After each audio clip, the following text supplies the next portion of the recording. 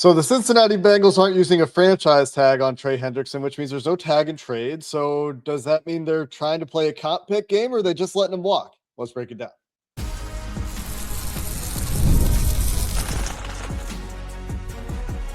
You are Locked On Bengals, your daily Cincinnati Bengals podcast. Part of the Locked On Podcast Network, your team every day. What up, Bengals fans, and welcome to another episode of the Locked On Bengals podcast, part of the Locked On Podcast Network, your team every day, and the #1 sports podcast network in the land. He's James Rapien, I'm Jake Liscow. We've got you covered here on Locked On Bengals every day. The everydayers know it. If you're part of the everydayer club, you know it. If you're not part of the everydayer club, we've got a promo going on right now that we'll tell you about a little bit later in the show that gets you an opportunity to get into the club for free for a month. That's an ad-free version of the show and access to a members-only Discord channel where you can chat with other everydayers. And, well, we'll get you those details, like I said, coming up in a bit. And there's a link in the description of the show below. Today, James, we dive into Trey Hendrickson not getting the franchise tag deadline come and gone. The Bengals will be letting Trey Hendrickson reach unrestricted free agency. And as a result, the immediate question that comes to mind is, because we've talked about this a lot, right, is are they going to play the comp pick game? We've talked about what they could have done, should have done over the last couple of years. We could talk about the mistakes that they've made to get to this point. But the first thing that comes to mind to me is forward looking. And that is the big question of, like, man, are they really going to try to play this game, this comp pick game that we've talked about and alluded to as we've talked about this topic for the last couple of months? The answer better be no. They better not. They better not be thinking about comp picks or any kind of compensation for Trey Hendrickson. It's that simple. The time to think about that was last year. The time to think about that was at the trade deadline. The time to think about that was as recent as last week, maybe even earlier today, Jake. But if you're not going to tag him and get something for him now when you're supposed to be in this win now window, where you have Joe Burrow telling Dalton Risner, this is our year, right?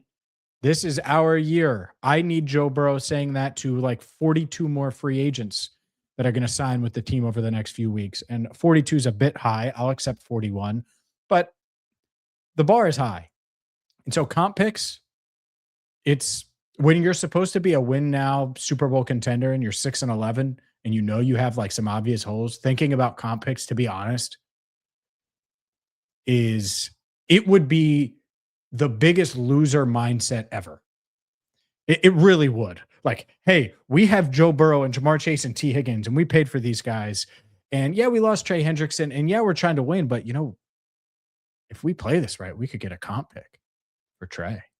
Like, if you just say that out loud, it would be the biggest loser mindset ever. And so I don't think they're doing that, by the way. I think they view this very much as yeah, we probably should have cut ties last year. Bridge has been burned. We sniffed around the tag and trade idea. It never really came even close to fruition. It never got serious. So let's just go this route. Let's cut ties and let's add to our team. Let's give Al Golden and Jerry Montgomery and Zach Taylor the talent to work with.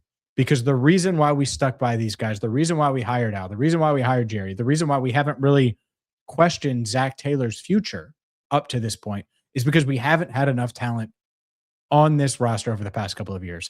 And that's how I hope they feel. Because if they do play the comp pick game, Jake, I'm competitive. That is a game I want to lose all day long. And I'll never, ever want the Bengals to win it in this scenario, given the state of the roster. It's different if you hit on draft picks. It's different if you're winning.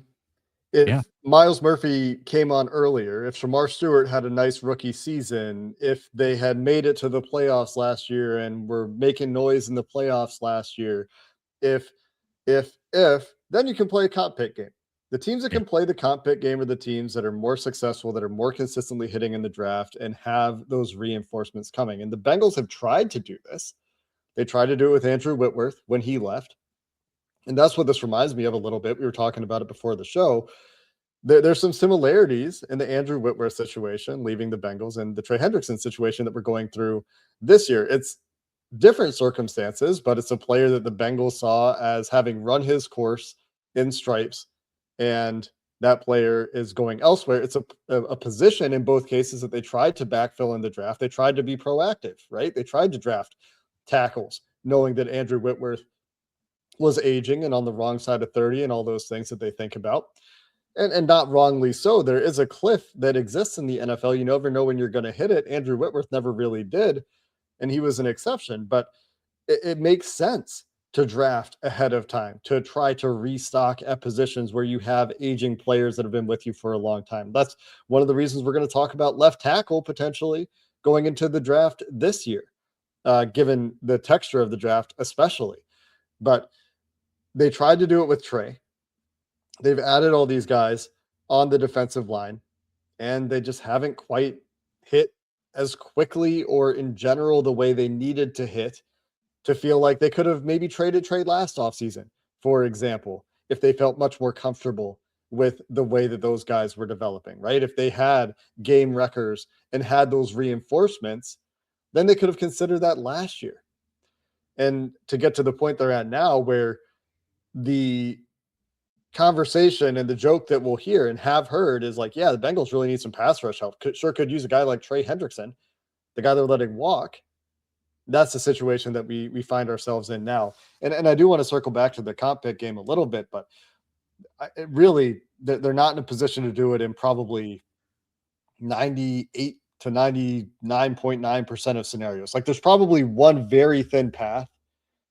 They're doing trades, which we might talk about a little bit later in the show. They're finding cut players, sure, that sort of path. But that is a very, very narrow path that, like you said, I don't think they're counting on, and I don't think is something that they should really be prioritizing in any way, given the players that are available and have been cut so far.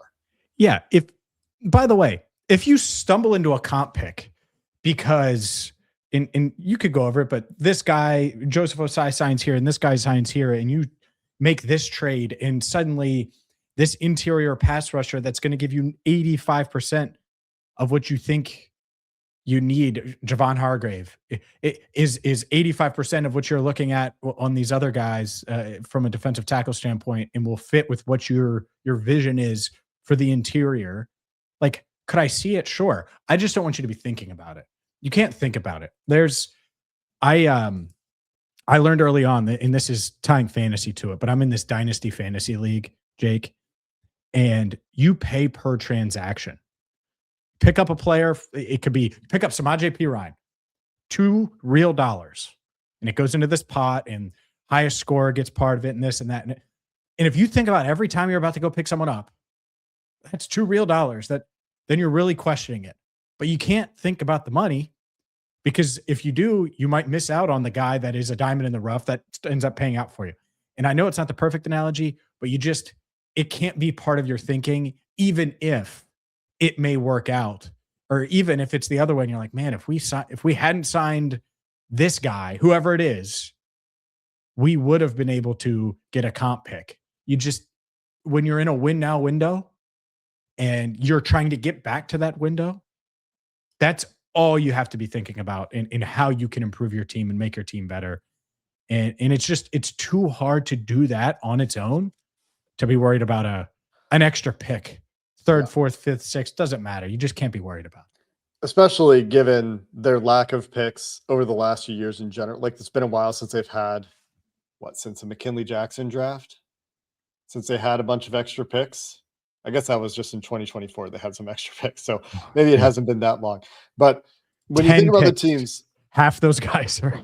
When you think about the teams that can play the comp pick game, it's the teams that accumulate a ton of picks. It's the Rams and the Eagles and the teams that are really active in trading their picks around. And so they have a bunch of cost-controlled young players. And that's part of why the Rams and Seahawks are so cheap. For example, they have all these guys on rookie deals. And then when you have all those guys and all those picks and all those guys hitting free agency at the same time, then you have to make those choices about who you keep, who you let walk. Then you can start to play that game, but that's not been where the Bengals are. They're not hitting enough in the draft. They haven't had enough draft picks. And so I don't think they have their privilege of playing the game this offseason. Like you said, if they stumble into it, great, good outcome, but can't be the first mode of thinking. And that's how they have to approach this offseason now that they've reached this point with Trey Hendrickson, didn't get the tag and trade done. A lot of people asking why, James. Maybe let's rehash that one last time here before we talk about the Bengals' approach to this offseason, where they will be looking for a lot of help on the defensive line. We'll get to those topics coming up next. This episode is sponsored by BetterHelp. March is a time to celebrate women, especially around International Women's Day, and to recognize just how much they carry at work, relationships, families, all in unseen roles that they step into every single day. It's easy to celebrate that strength, but it's just as important to make space for their emotional well-being. And honestly, that goes for all of us. We all have strong women in our lives that have been influential, and with over 30,000 licensed therapists and more than 6 million people served worldwide, BetterHelp is the world's largest online therapy platform, and it works. All you do is fill out a short questionnaire, get matched with a licensed therapist, and if it's not the right fit, you can switch therapists at any time. Your emotional well-being matters. Find support and feel lighter in therapy. Sign up and get 10% off at betterhelp.com/lockedon. That's betterhelp.com/lockedon.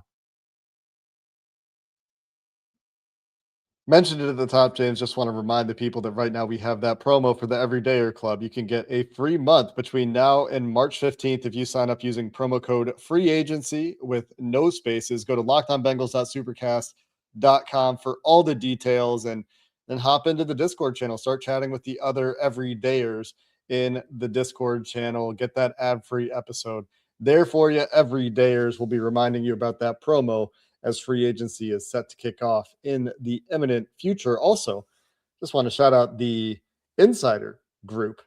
You can check that out at joinsubtext.com/LockedOnBengals, the Locked On Bengals Insider program, where you can text directly with James and myself, and you might get some tidbits that we get and we're hearing. And we're up to over 250 people in there now, James. That group always likes to grow around this time of year. This is one of the best times of year to be active over there. So again, join subtext.com/LockedOnBengals. Let's wrap up real quick. Before we do, you had something on Sunday, just the Reisner thing. You had something Sunday, and then the people that are in our Locked On Bengals insiders on Monday morning, like it probably wasn't a shock to them when the Reisner news broke.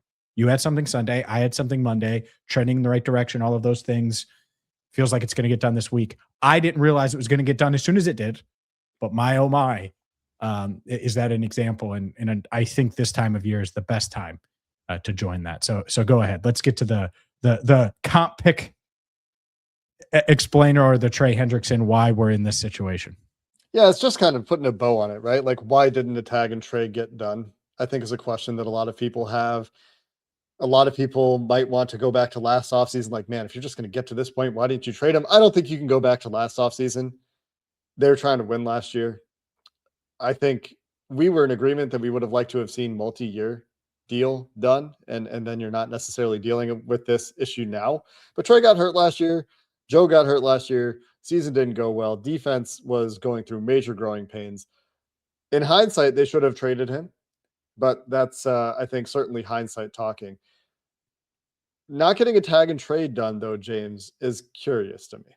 And I haven't been able to come up with a good reason as to why the Bengals were unable to get this done. The two things that I would speculate are, one, perhaps they didn't get an offer. Hard to believe.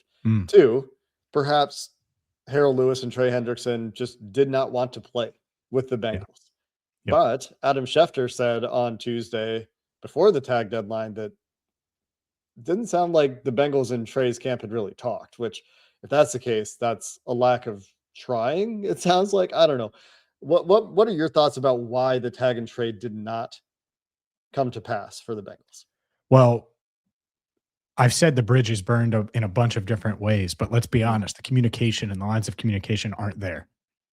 This is a breakup. All right. It's a breakup, and it's been broken, and they are divorce, however you want to say it. And so if mid-divorce, it's probably the better analogy. Mid-divorce, you're like, hey, this could work out for both of us. But the person you're divorcing is like, it's going to work out for me if I just continue to do this. I think and by do this, it means sign the paperwork and keep it rolling. And that's what you're doing with Trey. Trey's like, do I need to help facilitate a tag and trade? Like, I think that's where things over the past couple of years make it hard, because it was angry and there was drama and there were mistakes made on both sides. And so you get to this point, and do I think it could have happened? Absolutely. Do I think you could go full Vince Vaughn, Wedding Crashers, and like negotiate at the table if you get to that point and find a destination for Trey? Sure. But was it realistic given all the emotional ties? And I think that's it. I think that last year was really tough on everybody during the offseason. And then in season, it's like, all right, well, we got him. He's on the field. And then everything that went down with the injury and him not playing, and then waiting and not putting him on injured reserve. And then he has the surgery. And I think it was just, it felt like that was it. I've never been under the impression over the past, I'll say 4 months, that Trey Hendrickson would be back next year.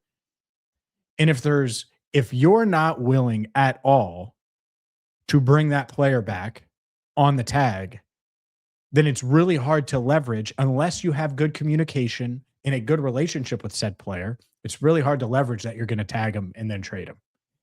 And it's even harder when you operate the way the Bengals do. But I think that the emotion part of it is a huge factor here, where I just don't think Trey's like, oh, I'm going to help the Bengals on my way out. When I want to be a free agent, why wouldn't he? I would want to be a free agent too at this point. And so there's a lot there. And I think that's ultimately it. If they were on better terms, could you facilitate this? Would it be easier to do? Absolutely. Could they have tried to smooth things over a bit over the past couple of months to get to a point? That's what I would have been doing. Full Vince Vaughn. But obviously that didn't happen. It's frustrating. Dude, you're telling me. I know it, man. I mean, I know it. Everybody that's been following this saga through his career over the last couple of years, especially in Cincinnati, is aware of how this has gone, how it feels to follow, how it feels to cover. It's frustrating that this is a recurring issue, this communication issue. Like we gave them flowers yesterday for being proactive with Dalton Risner, right? And the way that they made Dalton Risner feel in Cincinnati, like, why can't that just be every player, right? Like, Dalton's the guy that they benched. He got back into the starting lineup. He played well down the stretch. He earned the respect of his teammates, earned the respect of his coaches, earned the love of the fans. Like, why can't that just be how it is with everybody that plays for the Bengals? You know, no matter what the role is, it's going to be different. And obviously, if there are issues off the field, then you take appropriate action. But just because a player wants to negotiate, can we keep things less contentious? Can we avoid the franchise tags in the future for players like Jesse Bates and T. Higgins and talking about it for Trey Hendrickson this year? Have that better communication, make these guys feel more valued, because it's also reflected in, and we haven't talked about this on the show at all, it's reflected in those NFLPA report card grades that we don't have much context for this year, but the grades are out there, right? And I think it's reflected when the players all have generally good things to say about their coaches, but the player evaluations, apparently the front office and ownership, has decreased year over year. And certainly in a standout way between 2024 and 2025's results. So I think it's just really frustrating to see that this communication issue continues to persist. And even hearing from Schefter on Tuesday, like the Bengals hadn't talked to Trey, and so Schefter was in the dark because he's getting information from the agent side, and so he doesn't know anything. Like, man, can we at least talk? Yeah, I 100% believe that's the case. I also think that, and this is where like I question whether or not, because like you and me and other people, like, and I think the loudest person from a Cincinnati media beat writer standpoint, like, this is what you should do. And I tried to lay it out. That's why I asked Duke last week, is because if I'm going to say all this stuff and you should do it, I'm going to ask why they wouldn't, why it's complicated, all of those things. But if you're going to do it, you need to be communicating. And I don't think they've been communicating at all. I 100% believe that the Bengals kind of moved on in their minds months ago. And then maybe people that are loud like me, like, hey, you should do this. You should do this. It's an asset. And maybe it makes them like ask the question in the building. And I'm not saying my comments did, but maybe that got brought up in that way. But I think they've been moved on for a while now. And this is more of like should we do that? Kind of tossing it out there more so than it's like, this is how we get something for Trey this offseason, which is how I think you and I would have approached it. Yeah.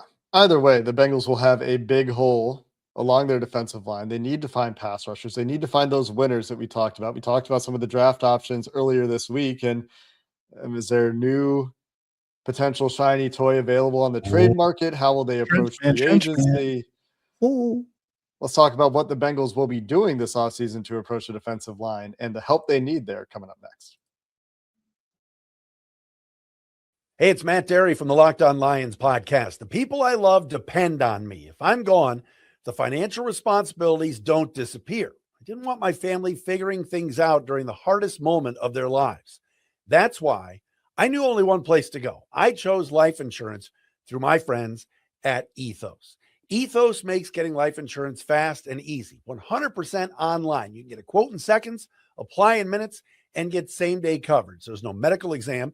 You just answer a few simple health questions. You can get up to $3 million in coverage. Some policies are as low as $30 a month. I love the folks at Ethos. Protect your family with life insurance from Ethos now by going to ethos.com/LockedOnNFL.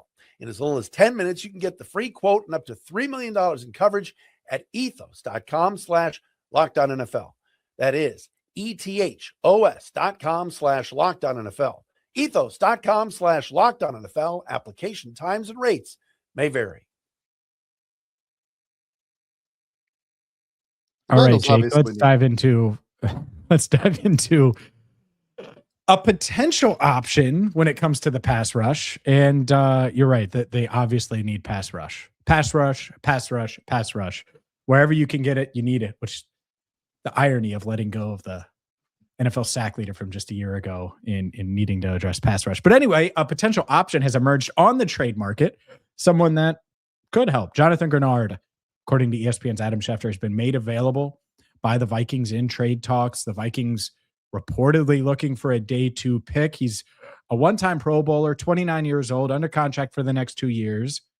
Certainly someone the Vikings have built their defense around a bit, and yet they're in cap hell. Might be strong, but they have cap issues, and they're probably going to go mediocre fish hunting when it comes to that quarterback position and maybe spend some money there this offseason. So we'll see.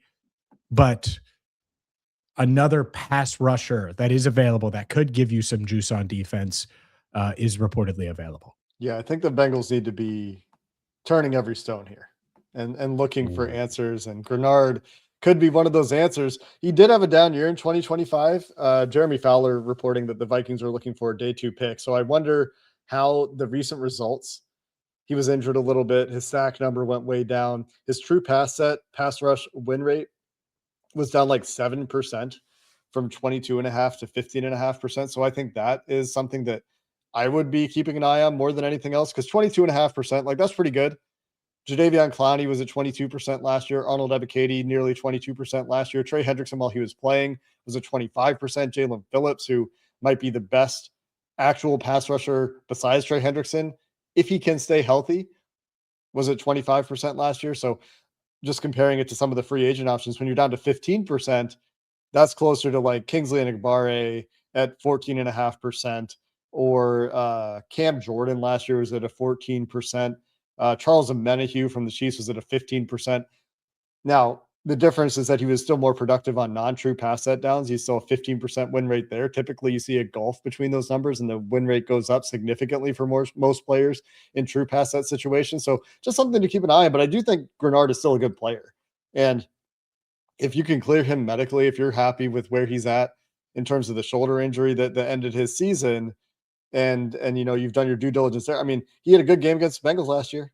He gave the Bengals issues last year when the Bengals played against the Vikings.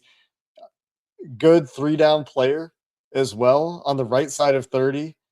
2 years of cost-controlled contract, and I wonder if he would end up in a situation where you're renegotiating with him as well, because it's just $19 million over the next 2 years for Jonathan Greenard. So $19 million a year over 2 years, roughly.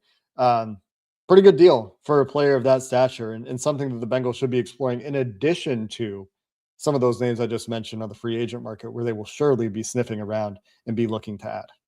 Yeah. It's it's good to have options. It's another option. How would you do this deal? Like if you're the Bengals, like getting this done, right? Like I'm just in their shoes. Like if you could get that, like if you lose Trey, but you bring in Jonathan Greenard, by the way, this is one of these examples where then you're like, all right, well, comp pick wise, maybe you do have a shot. Again, don't be thinking of it because But you're trading a pick to make that happen. So there's a cost to it, right? Assuming Greenard doesn't get cut, which I don't think he will. I don't think he will either. They'd save 12. Yeah, it wouldn't be worth it. And I think someone would give up something. Mm-hmm. What's the max? You said no stone unturned. What's the max? Like maybe the initial if you want to do that, but this is what I'm willing to do because you're doing it before free agency. You're doing it before the negotiating window opens Monday. Maybe it gets into Tuesday, but the Vikings, they want to do this sooner rather than later if they're going to do it so they can use that money, use those resources elsewhere. Well, and they're trying to get cap compliant. I Sure. mean, they're dealing with some cap issues, which goes to show you there are times that the cap is real and the cap does bare its teeth. And there are other mechanisms I'm sure the Vikings could use, but if they're open to listening for trade offers here, thinking about a little rebuild and acquiring some assets and looking at the time horizon for Jonathan Greenard, being proactive, isn't that something about what their situation is? I think they'd want to get it done sooner than later as well. I would be trying to get it done for the third. The second in a pick swap situation would probably be what I'd be looking at. If it was as high as the second, I'd be trying to get something back, I think, at that point, if I could.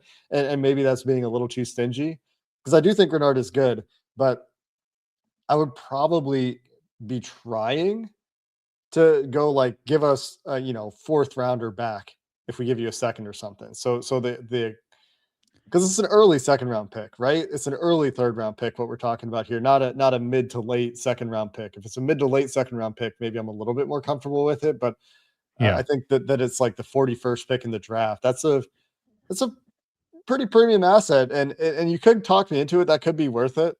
I think I would keep an open mind there, but that's my initial thought. What do you think? Yeah, I think, man, maybe I'm just cheap. I don't know. I'm looking here and I'm like, 41, I probably wait there. And I look at it and I'm like, all right, well, what could work? And I'm just pulling up the Vikings draft pick so I can be pretty specific here. They have 2 5s. Jeez, they have a lot. 2 5s, 2 6s, 4 7s, which whatever. But could you do 72 overall, the Bengals third rounder? It would be the Vikings third rounder and a sixth rounder, either sixth rounder, and then get back into the fifth round and get one of their fifth round picks plus Jonathan Greenard and do it that way. What would it be? What's the summary? The Bengals third and sixth for Greenard and a fifth. Yeah. I hear what you're saying. I don't know if that's enough. I really wonder. I wonder what kind of market emerges here because he's cheap for an edge rusher who's good, but it's still $19 million and the potential to need to renegotiate and do a new deal after 1 year. That's it. And here's the other thing. Would you be able to do? They have their third rounder is a comp pick. So you could go 72 down to 96, 97 or whatever as part of it. Like your fourth plus the swap in the third where you move down 20 spots. The 41st pick is so early, man. Like feels like there's always someone there. I would try to keep that one if you could, but yeah, I would be trying to as well. But at the same time, you have to give up stuff to get stuff. No and Greenard's a good player. I think he's a good player. Is he better than all the free agents that are available? That's the next question. Like if you're talking about actually going and getting taking a risk on Jalen Phillips, or maybe the Bengals do the 1 year deal for Jadeveon Clowney, or if they go for the younger guys, the Adafe Owes, Arnold Ebiketis, Boye Mafes. Like if they're interested in those guys anyway, maybe you keep the pick and you pay the guys because they do have financial resources here that they could just pay some guys. And if they don't see them as significantly worse than Greenard, who's an established, Pro Bowl at times level player, 3-down player, then I get it. But it'll be interesting. I don't think the Bengals will be there. I think they're probably looking mostly at free agency. And if it's a trade, I think it's a lower lower price tag trade, but I do think that they are looking at every option between trades, free agency, and the draft, and they know that this is an area they need to target. So when a guy like Greenard's name comes up, it's impossible to ignore, even for the Bengals. Like, I'm not saying it's likely or anything, but I do think that it's something that they should at least make a phone call about, like find out what the asking price is and find out if that's something you're comfortable with given your other plans for the potential free agents and what you expect to happen in the draft. It might just be a 4. Like you don't know until you ask. And so you should ask and you should gauge it. If it's 41, the more I think about it, I mean, you give me those 2 threes, we'll have a conversation, right? But I'm kidding. But like, I just think it's one of the many, many options.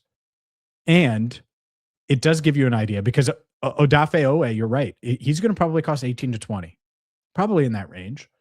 Is that better or is trading for Jonathan Greenard better? Is going after Boye Mafe for 15 or Ebiketie for like that's it. Would you rather have John Franklin Myers or Jonathan Greenard? There's questions there, and they're around the same age and they do different things, and so those are things that the Bengals, I hope, are discussing. I hope they're discussing and not crossing it off and making the call and getting an idea, because you just never know. Just because Jonathan Greenard is a good player does not mean he's going to go for a 2nd round pick. Maybe he goes for a 4th in a pick swap.